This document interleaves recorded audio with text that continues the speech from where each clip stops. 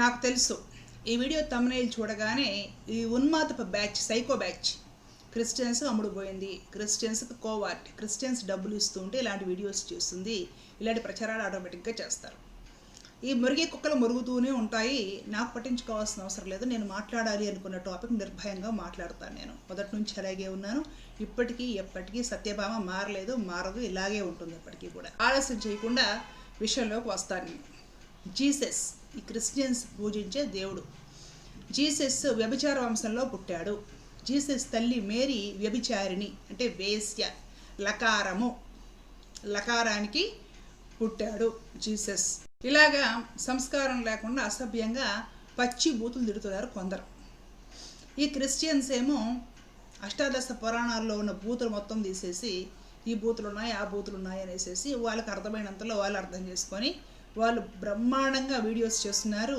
AI వాడి మరీ అద్భుతంగా వీడియోస్ చేస్తున్నారు. బైబిల్లో బూతులు ఉన్నాయి, బైబిల్లో బొక్కలు ఉన్నాయి అనేసి బైబిల్ బుక్ తీసుకుని అడు తిప్పుతూ ఇటువైపు వీళ్ళు వీడియోస్ చేస్తూ ఉంటే ఈ హిందుత్వవాదులను చెప్పుకునేవాళ్ళు. అష్టాదశ పురాణాల్లో కూడా బూతులు ఉన్నాయి, బొక్కలు ఉన్నాయి. వాటిలోనే కాదు, రామాయణ భారతాది ఇతిహాసాలలో కూడా బూతులు బొక్కలు ఉన్నాయి, వేదాల్లో కూడా బూతులు బొక్కలు ఉన్నాయి. ఇక మనుస్మృతి అని అదని ఇదని మనం ఎన్నున్నాయో మొత్తం వాళ్ళు లాగి దీనిలో ఉందంతా కంపే అని వాళ్ళు వీడియోలు చేస్తున్నారు. వీళ్ళ వీడియోలు లక్షల్లో వెళ్తున్నాయి, వాళ్ళ వీడియోలు కూడా లక్షల్లో వెళ్తున్నాయి. అయితే ఇక్కడ నేను చెప్పాలనుకుంటున్న ఒక విషయం ఏంటంటే, అక్రమ మత మార్పిడులు, బలవంతపు మత మార్పిడులు ఏవైతే ఉన్నాయో అవి చట్టరీత్యా నేరము. వాటిని ఎవ్వరు కూడా ప్రోత్సహించకూడదు, చెయ్యకూడదు, ఒప్పుకోకూడదు. అలాంటివి ఏదన్నా జరిగినట్లు మన దృష్టికి వస్తే మనం ఖచ్చితంగా దాని గురించి పోరాడాలి, చట్టపరమైన చర్యలు కూడా తీసుకోవాలి. అలాగే పాస్టర్లు వాళ్ళందరూ దేవుడి పేరు అడ్డం పెట్టుకొని ఎవరైనా మోసం చేయడము, వంచడం, డబ్బు దండుకోవడము, పిచ్చి పనులు చేయడం, ఇవి మన దృష్టికి వస్తే మాట్లాడాలి. అట్ ద సేమ్ టైం హిందువుల్లో కూడా దొంగ బాబాలు, దొంగ స్వామీజీలు, దొంగ సన్నాసులు ఉన్నారు. వాళ్ళు కూడా మహిళలను మోసం చేస్తున్నారు, డబ్బు దండుకుంటున్నారు. ఆ విషయాలు కూడా బయటపెట్టి మాట్లాడాలి. ఎందుకంటే ఎంతసేపటికి పక్కన పడితే గొడవ చేస్తాం, మాది మాట్లాడము అంటే మన వాళ్ళే, మన మహిళలే ఇక్కడ మోసపోతున్నారు అన్నమాట. కాబట్టి అన్నీ మాట్లాడాలి, న్యాయంగా ఆలోచిస్తే. సరే, ఇప్పుడు నేను ఈ జీసస్ విషయానికి వస్తాను. జీసస్ పెళ్ళైన మహిళకు పుట్టాడా, పెళ్ళి కాని మహిళకు పుట్టాడా, లేదంటే వేశ్యావృత్తి చేయడం వల్ల పుట్టాడా, లేకపోతే అసలు ఎలా పుట్టాడు? ఈ విషయం అసలుకి ప్రపంచానికి ఎందుకు? ప్రత్యేకించి ఈ విషయం గురించి భారతీయులు, భగవద్గీత అర్థమైన వాళ్ళు అసలు మాట్లాడకూడదు. ఎందుకో చెప్తాను చూడండి. భగవద్గీత 700 శ్లోకాల్లో కూడా ఎక్కడ జన్మను బట్టి అని పరమాత్మ చెప్పలేదండి. జన్మను బట్టి అని పరమాత్మ ఎక్కడైనా చెప్తే చూపించాడు. నేను భగవద్గీత 700 శ్లోకాలు, వాటి భగవద్గీత మహత్యం మొత్తం కలిపి 750 రోజులు వీడియోస్ చేస్తానండి గోవింద సేవ ఛానల్లో. ఒక్క పైసా సబ్స్క్రిప్షన్ ఛార్జ్ కానీ డబ్బులు కానీ ఎప్పుడు నేను తీసుకోలేదు. నేను ఎప్పుడైనా సరే ఎవరి దగ్గర నుండి అయినా సరే డబ్బు తీసుకున్నట్టు మీరు లైఫ్ టైం ఆఫర్ ఇస్తున్నాను, ఎప్పుడైనా సరే నిరూపించండి మీరు. భగవద్గీతలో ఎక్కడా కూడా భగవంతుడు జన్మను బట్టి అని చెప్పలేదు. ఒక మనిషి జన్మత జాయత శూద్ర అని కూడా మనకు శాస్త్రంలో ఉంటుంది. పుట్టినప్పుడు అందరూ కూడా శూద్రప్రాయులే. ఇక్కడ శూద్రము అంటే అజ్ఞానము అని అర్థం అనమాట. శూద్రము అంటే అందులో కొన్ని కులాలకు సంబంధించిన విషయం కానే కాదు, శాస్త్రాల్లో లేదు. శూద్రత్వం అంటే అజ్ఞానం అని అర్థం. దాన్ని తీసుకొచ్చేస్తే కులాలకు అంట పెట్టేశారు అనమాట. పుట్టినప్పుడు అందరూ శూద్రులే అంటే పుట్టినప్పుడు అందరూ అజ్ఞానులే. పుట్టినప్పుడు ఎవరికీ ఏమీ తెలియదు. మహామహాత్ములకు కూడా పసిప్రాయంలో ఏమీ తెలియదు. నిదానంగా పెద్ద అయిన తర్వాత వారు మంచి సంస్కారాలు అలవర్చుకొని క్రమశిక్షణతో ఉండి మంచి జీవన విధానంతో మంచి సదాలోచనలు కలిగి ఉండి సాధనలు చేయడం ద్వారా ఏమవుతారంటే వారి గుణాలు, ఆలోచనలు, అలాగే కర్మను బట్టి అంటే చేసే ఆచరణను బట్టి వాళ్ళు మహాత్ములు అవుతారు, లేదా పనికి మారిన వాళ్ళు అవుతారు, దుర్మార్గులు అవుతారు. పాండవులు, కౌరవులు ఒకటే రాజప్రసాదంలో పెరిగారు. కౌరవులు దుర్మార్గులు అయిపోయారు, పాండవులు ధర్మాత్ములు అయిపోయారు. పుట్టడానికి ఇద్దరు క్షత్రియులలోనే పుట్టారు. కాబట్టి పరమాత్మ భగవద్గీతలో జన్మను బట్టి అన్న విషయాన్ని చెప్పనప్పుడు భగవద్గీత కానీ ఏమాత్రమైన అర్థమైతే ఈ జీసస్ అనే వ్యక్తి జన్మల గురించి మాట్లాడతారా? తగునా? పెళ్లి కాకుండా పుట్టాడు, వేశ్యకు పుట్టాడు, వ్యభిచారం చేస్తే పుట్టాడు. ఒక మహిళని ఎప్పుడో చరిత్ర పుస్తకాల్లో 2000 సంవత్సరాల క్రితం బైబిల్ ఏదో చారిత్రక పుస్తకాల్లోనే ఒక మహిళ గురించి ఇంత నీచంగా అసభ్య పదజాలంతో మాట్లాడాల్సిన అవసరం ఏమొచ్చింది? ఏమైనా ఉంటే పరిస్థితులను ఖండించాలి. ఇప్పుడు అధర్మంగా బలవంత మత మార్పిడులు చేస్తుంటే దాన్ని నిరోధించాలి. పాస్టర్లు తప్పు చేసి నిరోధించాలి. ఆ పేరుతో బిజినెస్ చేస్తుంటే నిరోధించాలి. ఈ పరిస్థితుల్లో ఇలాంటి వాటిని నిరోధించడం వల్ల చక్కదిద్దగలుగుతాం. ఇది పరిస్థితి, సామాజిక పరిస్థితి. అంతేగాని ఏదో కాలగర్భంలో ఎక్కడో చరిత్ర పుస్తకాల్లో ఉన్న ఒక జీసస్ తల్లిని పచ్చిబూతులు తిట్టాల్సిన అవసరం ఏమొచ్చింది? జీసస్ కానీ, జీసస్ తల్లి మేరీ అనే మహిళ కానివ్వండి, జీసస్ తండ్రి అతడి పేరు బహుశా జోసెఫ్ అయి ఉండవచ్చు. తెలుగులో మరి నాకు తెలియదు. మనకి సెయింట్ జోసెఫ్స్ అని స్కూల్స్, కాలేజెస్ కనపడుతూ ఉంటాయి. దాంట్లో ఒక వ్యక్తి ఒక శిశువుని జీసస్ బేబీగా ఉన్నప్పుడు ఎత్తుకుంటాడు. కాబట్టి బహుశా నేను జీసస్ తండ్రి గారి పేరు జోసెఫ్ అనుకుంటున్నాను. నాకు బైబిల్ పెద్దగా అవగాహన అయితే లేదు. సరే, ఆ జోసెఫ్ని కానీ, ఈ మేరీని కానీ, జీసస్ని కానీ బూతులు తిట్టాల్సిన అవసరం ఏంటి? వాళ్ళు ఏమైనా కీడు చేశారా? మేరీ లేదంటే ఆమె భర్త జోసెఫ్, వాళ్ళ కొడుకు జీసస్, వాళ్ళు ఏమైనా ప్రపంచానికి హాని చేశారా? లేదంటే వాళ్ళు బతికిన రోజుల్లో ఏదైనా దొంగతనంగా సింహాసనాలు లాక్కొని రాజ్యాలు ఆక్రమించి జనాలను చంపేసి ఏదైనా సంపదలు కాజేసి జనాలను పీడించి అలా ఏమైనా బ్రతికారా? పోనీ భారతదేశానికి వాళ్ళు ఏమైనా కీడు చేశారా? వాళ్ళు ఏం చేశారు? ఏదో చరిత్రలో బ్రతికారు, పోయారు, అయిపోయింది. ప్రత్యేకించి జీసస్ విషయం. ఈ జీసస్ అనే వ్యక్తి అయితే ఏమైనా దోపిడీ దొంగ, జనాల దగ్గర డబ్బు దోచుకున్నాడా? సింహాసనాలు, రాజ్యాలు దోచుకున్నాడా? మర్డర్లు చేశాడా? పెద్ద పెద్ద యుద్ధాలు చేసి జనాలను చంపేశాడా? అవి ఏమీ చేయలేదు కదా. అందులో ఒక సాధారణంగా ఉన్నాడు, తిరిగాడు, ఒక ప్రబోధకుడిలా ఏవో మంచి విషయాలు తనకు తెలిసినవి ఏవో చెప్పాడు. ఆ రోజుల్లో అది ఏదో మొత్తానికి రాజకీయం చేశారు, ధిక్కారం అన్నారు, అన్యాయంగానే చంపేశారు. అయిపోయింది ఆ కథ. ఇక ఆ తర్వాత ఎవరెవరో ఈ పుస్తకాలు రాశారు. ఆ తర్వాత ప్రవక్తలో మరి ఎవరో ఆయన శిష్యులు. ఇంకా అలా వ్యాపించింది, ఆ దేశాలకు వ్యాపించింది. జీసస్ ఏమైనా చెప్పాడా?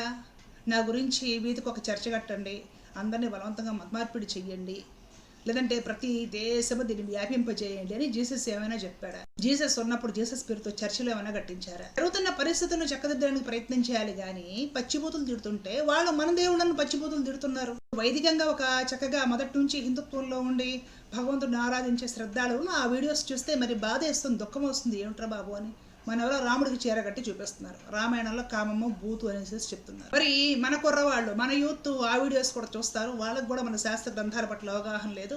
వాళ్ళు అవన్నీ చూసేసి ఇన్ని బొక్కలు మన మతంలో ఉన్నాయి కాబోలు అనేసి వాళ్ళు క్రిస్టియానిటీలోకి వెళ్ళరా? బైబిల్ ఎక్స్పోజ్ చేసేసి మేమందరినీ హిందుత్వంలో తెస్తున్నామని కొందరు చెప్తున్నారు. అష్టాదశ పురాణాల్లో ఉన్నాయి మొత్తం మాకు వచ్చినట్టు మేము ఎక్స్పోజ్ చేసేస్తాము, రకరకాల వీడియోస్ చేస్తామని వాళ్ళు చెప్తున్నారు. క్యాష్ చూపిస్తున్నారు. ఇవి చూసేవాళ్ళు అవి చూస్తారు. దీనికి ప్రభావితులు అయ్యేవాళ్ళు దానికి ప్రభావితులు అవుతారు. మత మార్పులు జరగకుండా ఉంటాయా? ఇక ఈ మేరీ అనే ఆమె విషయానికి వస్తా. ఈ మేరీ అనే మహిళ ఒక బిడ్డను కన్నది. పెళ్ళి అయ్యాక కన్నదో, పెళ్లి కాకుండానే కన్నదో. కనైతే దేశం మీద వదలలేదు కదా. పెళ్లి కాకుండా కరినా సరే వదలలేదు. తన శిశువును తాను పెంచుకుంది. అప్పట్లో కొందరు చంపాలని చూస్తూ ఉంటే తన బిడ్డను తను రక్షించుకొని రాత్రులు ప్రయాణాలు చేస్తూ పగలు దాక్కుంటూ ఎట్లాగో మొత్తానికి వాళ్ళు చాలా జాగ్రత్తగా వాళ్ళ బిడ్డను వాళ్ళు పెంచుకున్నారు. తర్వాత చివరిలో ఈ జీసస్కి ఈ శిక్ష విధించి జీసస్ మరణించినప్పుడు ఆయన తల్లి మేరీ గుండెలు బాదుకొని గుండెలు అవిసిపోయేలా ఏడ్చింది కొడుకు కోసం. ఏ తల్లికైనా సరే కడుపు ప్రేమ, కడుపు తీపి ఉంటుందా ఉండదా? ఆ తల్లి కూడా తన కొడుకును అన్యాయంగా చంపితే బోరుమని ఏడ్చింది, గుండెలు బాదుకొని ఏడ్చింది. తన మాతృత్వం తనకు అలాగే ఉంది. ఇకపోతే జోసెఫ్ విషయం.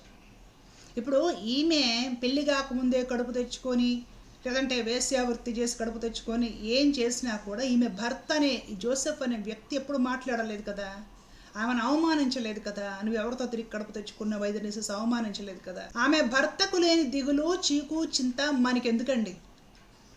ఎందుకు తిట్టాలి? ఒక మహిళను సంస్కారం లేకుండా నీచంగా వేశ్య అని లకారం పెట్టి వ్యభిచారపు వంశమని ఇంత నీచంగా తిట్టాల్సిన అవసరం ఏంటి? ఒక ద్వేష భావజాలాన్ని, ఒక అశాంతిని సమాజంలో క్రియేట్ చేయడం కాదా? మనం తిడుతున్నాము, వాళ్ళు తిడుతున్నారండి. రాముడు ఎలా పుట్టాడు అని అడుగుతున్నారు వాళ్ళు కూడా. రాముడు పాయసాన్నం తినడం వలన ఆ రాణులకి గర్భం వచ్చేసి రామలక్ష్మణుని భర్త శత్రుఘ్నాథులు పుట్టారు. హోమం చేశారు, పుత్రకామేష్ చేశారు, పాయసాన్నము యజ్ఞపురుషుడు ఇచ్చారు. దాన్ని గ్రహించడం వలన వారు గర్భం ధరించారు తప్ప సంసారము చేయడం వలన, లైంగిక చర్య వలన గర్భం ధరించలేదు. అలాగే మనకు మహాభారతంలో కూడా అనపడుతుందన్నమాట. విచిత్ర వీరుడు, చిత్రాంగదుడు వీళ్ళు వెళ్ళిపోయిన తర్వాత అంబాలిగా, అంబిక అనే శశికాశిరాజు కూతురు సంతానం లేదు, వంశం నిలబడాలి. అప్పుడు ఏమవుతుంది? వ్యాస మహర్షిని పిలిపిస్తారు. వ్యాస మహర్షి తన తపశ్శక్తి ద్వారా వారికి గర్భధారణ జరిగేలా చేస్తారు. ఆ పుట్టే పిల్లలు కూడా ఎవరైతే తండ్రులు మరణించి ఉన్నారో వాళ్ళ అంశతోటి వాళ్ళ లక్షణాలతోటి పుట్టే విధముగా ఉంటుంది. స్పష్టంగా భారతంలో ఉంటుంది. లైంగిక చర్య ద్వారా పుట్టలేదు. దీనికి మీకు ఇంకొక ఉదాహరణ కూడా చెప్తా. ఈ దుర్యోధనుడి తల్లి అయిన గాంధారి తనకంటే ముందే కుంతిదేవి గర్భం ధరించి ధర్మరాజుని కన్నది అనే విషయం తెలిసి వంశానికి వారసుడు నేను ముందు ఇవ్వలేకపోయినప్పుడు ఎందుకు నాకు ఈ గర్భం అనే అసూయతోటి గర్భ విచ్ఛితి చేసుకుంటుంది అనమాట. ఆ విషయం తెలిసి అక్కడికి వ్యాస మహర్షి వారు వచ్చి తన తపశక్తితోటి గర్భ విచ్ఛితి అబోర్షన్ అయిపోయి కింద పగిలిపోయిన ఆ పిండాన్ని ఒక కుండల్లో భద్రపరిస్తే అది 100 ముక్కలు అయిపోయి 100 పిండాలు పెరిగి 100 మంది కొడుకులు కుండల ద్వారా బయటకు వచ్చారు. ఆ విధంగా 100 మంది సంతానం కలిగింపజేసిన వ్యాస మహర్షి వారు అంబికా అంబాలికకు కూడా ఆ విధంగా మంత్రశక్తితోటే గర్భధారణ చేయించారే తప్ప లైంగిక చర్య ద్వారా కాదు. వారు తపశక్తి సంపన్నులు, వారు లైంగిక చర్యలు ఏమి చేయరు. మరి ఇన్ని మనకి శాస్త్రాల్లో ఉన్నాయి, మనం నమ్ముతున్నాం కదా. అలాగే విదేశాల్లో ఉన్న వాళ్ళు కూడా సూర్యుడిని, చంద్రుడిని, నక్షత్రాలను, కొండలను, పర్వతాలను, నదులను ఆరాధించే వాళ్ళు. మనం ఎలాగ ప్రకృతిని ఆరాధిస్తున్నాము, సూర్యుడిని చూస్తే భగవంతుడు అంటాము, చంద్రుడు, నెలవంక, ప్రతిదీ చూసి దండం పెట్టుకుంటాం. వాళ్ళు కూడా ఆ విధంగా ఆరాధించే లక్షణాలు వారి దేశాల్లో కూడా ఉన్నాయని మనకి చరిత్ర గ్రంథాలు కనపడుతుంది. అలాంటి తపశక్తి సంపన్నులు ఎవరైనా కూడా మేరీ అనే ఆమెకు కూడా వరం ఇచ్చి ఉండవచ్చు, నీకు కొడుకు పుడతాడు అనేసి పుట్టుండవచ్చు కదా. మనము ఇంత రాద్ధాంతం చేయాల్సిన అవసరం ఏమిటి? ఒక మనిషిని అసలుకి వ్యక్తిత్వ పరంగా కించపరుస్తూ ఒక మహిళని లకారాలతో మాట్లాడుతున్నారంటే మీరు ఇలాగ మాట్లాడుతున్నారు. ఆ సాంబశివరావు అనే ఒక పాస్టరు అష్టాదశ పురాణాలు మొత్తాన్ని మరలా ఏదో ప్రత్యేకంగా క్రియేట్ చేసేసి వాళ్ళు ప్రచారం చేస్తున్నారు. విషయపరంగా మాట్లాడాలండి. ఒక సామాజిక పరిస్థితి, ఇప్పుడు ఏ పరిస్థితులు, ఇప్పుడు ఏం జరుగుతుంది, బిజినెస్ జరుగుతుందా, మనుషుల్ని మోసం చేస్తున్నారా, ఆ విషయాలు మాట్లాడండి. మన ధర్మం ఆచరించడానికి ఎంత తేలికో ఆ విషయం చెప్పండి. పరాయి మతం అక్కర్లేదు, మన ధర్మం ఆచరించడానికి చాలా తేలిక, మన నిష్కామైన కర్మ చేయడం ద్వారా భగవంతుడిని పొందవచ్చు, అంత తేలిక విధానం ఇక్కడ ఉంది, మోక్షాన్ని పొందవచ్చు అనేసి ఆ విషయం ప్రచారం చేయండి. బలవంత మత మార్పిట్లు అడ్డుకోండి, తప్పలేదు. కానీ నీచంగా చరిత్రలో ఉన్న మనుషుల గురించి, అందులో కూడా స్త్రీల గురించి ఇంత నీచంగా మాట్లాడాల్సిన పరిస్థితి ఏమిటి? ఆ జీసస్ అనే వ్యక్తి కూడా కొండల మీదకి వెళ్ళేసేసి దైవాన్ని ప్రార్థించినట్లుగా మనకు కనపడుతుంది. మనం కూడా హిందూ సాంప్రదాయంలో కూడా గుళ్ళన్నీ కొండల మీదే ఉంటాయి. మనం కొండను చాలా పవిత్రంగా భావిస్తాం. కష్టమైనా సరే కొండను నడిచెక్కుతాం, వెళ్ళి అక్కడ ఉన్న దేవుడిని ప్రార్థిస్తాం. వెంకటేశ్వర స్వామి కొండ మీద ఉన్నాడా లేదా? ఎన్ని గుళ్ళు కొండల మీద లేవు. ఆ జీసస్ అనే వ్యక్తి కూడా పాపము కొండ మీదకి వెళ్ళి కొండ మీద దేవుడిని ప్రార్థించాడు. నేను ఆయనకి కొడుకుని, ఆయన కుమారుడిని అని చెప్పుకున్నాడు. వాస్తవానికి అందరూ కూడా భగవంతుడికి సంతానమే. దాన్ని ఆయన గ్రహించాడు. నేను దేవుడి కుమారుడిని అని చెప్పుకున్నాడు. మిగతా వాళ్ళ అజ్ఞానంతో గ్రహించలేకపోయి ఉండొచ్చు. మంచి మాటలే కదా చెప్పింది, తనేం మోసం చేయలేదు కదా ఎవరిని. నేను ఇక్కడ ఏదో క్రిస్టియన్ మతం చాలా గొప్పది, అందరూ అందులో చేరిపోండి ఇలాంటి నేనేమి చేయడం లేదండి. నేను చెప్తున్న విషయం ఏంటంటే, క్రిస్టియానిటీ తోటి ఏదైనా ప్రాబ్లం ఉంటే ఆ ప్రాబ్లమ్స్ మనం మాట్లాడుకోవాలి. అక్రమమైన మత మార్పిడుల పైన ఖచ్చితంగా ఫైట్ చేయాలి. అధర్మం జరుగుతున్నప్పుడు అడగాలి, తప్పులేదు. కానీ ఒక మేరీని బూతులు తిట్టడము, ఈ జీసస్ జన్మ ఒక నీచమైనది, వ్యభిచారం వల్ల పుట్టాడు అనేసి నీచంగా మాట్లాడటము, ఆ జీసస్ ముద్దులు పెట్టుకుంటున్నట్లు, లిప్ కిస్సులు పెడుతున్నట్టు లేడీస్కి ఏఐలో ఫోటోలు క్రియేట్ చేసి వీళ్ళు ప్రచారం చేయటం, వాళ్ళేమో రాముడికి చేరగట్టి ఇంకా చాలా నీచంగా వాళ్ళు కూడా క్రియేట్ చేసి వాళ్ళు చూపిస్తున్నారు. ఎప్పుడు కాగుతాయి ఈ గొడవలు? సోషల్ మీడియాలో వీడియోలు చేసుకోవాలని ఆరాటం కాకపోతే ఈ గొడవలు అందుకే కదా పెరుగుతూ ఉంది. ఈ గొడవలు అయితే ఆగేట్టు కనిపించడం లేదు. అరే, సోక్రటీస్ లాంటి మహా యోగులు, గొప్ప తత్వవేత్తలు విదేశాల్లో కూడా పుట్టారండి. భగవంతుడు అనేవాడు ఉన్నాడంటే ఆయన భారతదేశాన్ని మాత్రమే రక్షిస్తాడా ఏమిటి? పక్క దేశాల్లో కూడా జిజ్ఞాసువులు ఉంటే, తెలుసుకోవాలనే శ్రద్ధాళువులు ఉంటే వాళ్ళకు కూడా సాధన ద్వారా జ్ఞానం కలుగుతుందండి. గొప్ప తత్వవేత్తలు, గొప్ప వీరులు, గొప్ప వైజ్ఞానికులు, గొప్ప మానవతావాదులు విదేశాల్లో కూడా పుట్టారండి, ఉన్నారండి. మనం ఏదో గొంతేసుకుని అరిచినంత మాత్రాన అవన్నీ అబద్ధాలు అయిపోవండి. సబ్జెక్టు పరంగా మాట్లాడలేరా? ఇష్టం వచ్చినట్టు బైబిల్లో బూతులని వీళ్ళు గోల, పురాణాల్లో బూతులని వాళ్ళ గోల, జీసస్ లకారానికి పుట్టాడు, వేసుకు పుట్టాడని వీళ్ళ గోల, పాండవులు ఎలా పుట్టారు, కుంతి ఏం చేసుకున్నది, రాముడు ఎలా పుట్టాడు, గుర్రంతో సెక్స్ అని వాళ్ళ గోల. మధ్యలో భరించలేకపోతుంది. మొదటి నుండి నియమనిష్టాలతో భగవంతుని ఆరాధించుకుంటూ వచ్చేవాళ్ళు ఇలాంటి వీడియోలు చూస్తే గొల్లు అంటున్నారు, ఏమిట్రా బాబు ఈ కలికాలం ఎలా తిట్టుకుంటున్నారు అని. ఫైనల్గా చెప్పేది ఒకటే, జీసస్ కానివ్వండి, జీసస్ తల్లి మేరీ కానివ్వండి, జీసస్ తండ్రి జోసెఫ్ కానివ్వండి, వాళ్ళు ప్రపంచానికి ఏ విధంగా హాని చేసిన వాళ్ళు కాదు. వాళ్ళు చాలా నిరాడంబరంగా, అతి సామాన్యంగా ఆ ఇజ్రాయెల్ అనే ఒక కంట్రీలో వాళ్ళు బ్రతికారు. ఆ జీసస్ ఉన్నంత కాలము తనకు తోచిన మంచి పనులు చేశాడు, తనకు తోచిన మంచి విషయాలే చెప్పాడు, నేర్పడానికి ప్రయత్నం చేశాడు. తద్వారా రాజధిక్కారానికి గురయ్యాడు. అతడిని అన్యాయముగా హత్య చేశారు, అన్యాయంగా మరణశిక్ష విధించారు అతనికి. తర్వాత ఆయన మరలా పుట్టాడు, లేచాడు, అవన్నీ కూడా వారి వారి విశ్వాసాలు. వాటి గురించి నేను మాట్లాడటం లేదు ఇక్కడ, నేను చారిత్రకపరమైన అంశంగానే తీసుకుని మాట్లాడుతున్నాను. ఆ తర్వాత అతడి పేరుతో వచ్చిన లైన్ ఏదైతే ఉందో, ఇంకా రకరకాల మత మార్పిళ్ళు కానివ్వండి ఏమైనా ఉంటే వీటి గురించి మనం కంట్రోల్ చేయడానికి ఖచ్చితంగా ప్రయత్నం చేయాలి. ఖచ్చితంగా ప్రయత్నం చేద్దాం. ఎందుకంటే హిందుత్వాన్ని రక్షించుకోవడం కూడా మనకి విద్యుత్ ధర్మం, ఖచ్చితంగా రక్షించుకోవాలి. అంతేగాని బూతులు తిట్టాల్సిన అవసరం ఏంటి? జీసస్ని, జీసస్ తల్లిని, అతడి పుట్టుక గురించి మన పురాణాల్లో వేసలేరా అండి? శకుంతల ఎలా పుట్టిందండి? అప్సరస వస్తే విశ్వామిత్రుడు తపస్సు కూడా పాడు చేసుకొని ఆవిడ వెంటబడి ఆ తర్వాత శకుంతల పుడితే వదిలేసి అప్పుడు దారిని వాళ్ళు వెళ్ళిపోయారండి. తల్లి వెళ్ళిపోయింది, తండ్రి వెళ్ళిపోయాడు. ఆకర్షణ కలిగింది, కాపురం చేశారు, ఒక ఆడపిల్ల పుట్టింది. పసిగుడ్డుని అడవిలో నిర్దాక్షిణ్యంగా వదిలేసి మిత్రుడు ఆయన తపస్సు ఆయన చూసుకున్నాడండి. కన్వ మహర్షి తెచ్చుకొని పెంచుకున్నాడండి. మేరీ అయితే తన కన్న బిడ్డను తాను పారేసుకోలేదు వీధిలో. గుర్తుపెట్టుకోవాలి, సిగ్గు తెచ్చుకోవాలి. వాళ్ళు అడుగుతున్నారు ఇవన్నీ కూడా, ఏం సమాధానాలు ఉన్నాయి? మేరీ అయితే తన కన్ను బిడ్డను తాను పారేసుకోవాలి. పెళ్లి కాకుండా కన్నదో, పెళ్లి చేసుకొని కన్నదో, తన బిడ్డను తాను పారేసుకోలేదు, పెంచుకుంది. జాగ్రత్తగా శత్రువు నుండి రక్షించుకుంటూ తన కొడుకుని తాను పెంచుకుంది. తన కొడుకుకి ఆ మరణశిక్ష వేసినప్పుడు గుండెలు బాదుకొని తన కన్న ప్రేమను గుర్తు చేసుకొని బోరుమని ఏడ్చింది తల్లిగా. అలాంటి ఒక తల్లిని చాలా నీచంగా మాట్లాడే ముందు మనకి తల్లి ఉంది, మనకు అక్క చెల్లెలు ఉన్నారనేసి ఆలోచన చేయాలి. అలాగే క్రిస్టియన్స్ కూడా చెప్తున్నానండి, క్రిస్టియన్స్ ఎవరైనా ఈ వీడియో చూస్తుంటే దయచేసి తిట్టడం అనేది ఎప్పుడు కూడా సమస్య పరిష్కారం అవ్వదు. రాముణ్ణి, కృష్ణుణ్ణి బూతులు తిట్టి ఎవరో ఒకరు ఆపండి. మరి క్రిస్టియన్స్ శాంతి సహనం అంటారు, క్రిస్టియన్స్ అయినా ఆపండి, ఎవరో ఒకరు ఆపండి.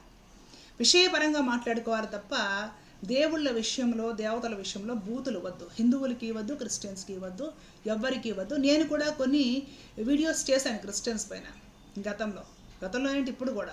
పాస్టర్లు ఏదైనా చేయకూడదు చేసి అది ట్రోలింగ్ జరిగినప్పుడు నేను కూడా మాట్లాడటం జరిగింది. ఇప్పుడు మల్లెపూలు పెట్టుకునే వాళ్ళు బజార్ తాలూకా అనే దానికి మన ఎవడో పాస్టర్ అభినయ్ దర్శన్ అనే వ్యక్తి చేస్తున్నప్పటికీ ఇలాంటివి అందరూ ట్రెండింగ్ టాపిక్ ఉన్నప్పుడు నేను కూడా తీసుకుని మాట్లాడా. అదంతా వరకే తప్ప నేను ఎప్పుడు నా వీడియోస్ జీసస్ని కానివ్వండి, లేదంటే అతని పరివారాన్ని, లేదంటే మహమ్మద్ ప్రవక్తని కానివ్వండి, వాళ్ళు ఎవ్వరిని నేను తిట్టలేదు. నేను మాట్లాడేది విషయపరంగా మాత్రమే. గుర్తుపెట్టుకోవాలి, స్త్రీలని, పురాణాల్లో స్త్రీలను కానివ్వండి, బైబిల్లో స్త్రీలను కానివ్వండి, బూతులు తిట్టే ముందు మన ఇంట్లో కూడా స్త్రీలు ఉన్నారు, మనకు కూడా తల్లి ఉంది, భార్య ఉంది, అక్క చెల్లెళ్ళు ఉన్నారు అనే విషయాన్ని గుర్తుపెట్టుకొని కాస్త సద్భావనతోటి వీడియోస్ చేయాలని కోరుకుంటున్నాను. విషయపరంగా మాట్లాడుకోవాలి తప్ప ద్వేషభావనతోటి ఎంతోమంది ఇష్టపడే వ్యక్తులని బూతులు తిట్టడం సంస్కారం కాదు. ఇది మీరు అర్థం చేసుకోవాలి. నా వీడియో నుండి సారాంశం ఇదే, మీరు గ్రహించాలని, మత్సామరస్యం వర్ధిల్లాలని, అందరూ కలిసిమెలిసి ఉండాలని కోరుకుంటున్నానండి.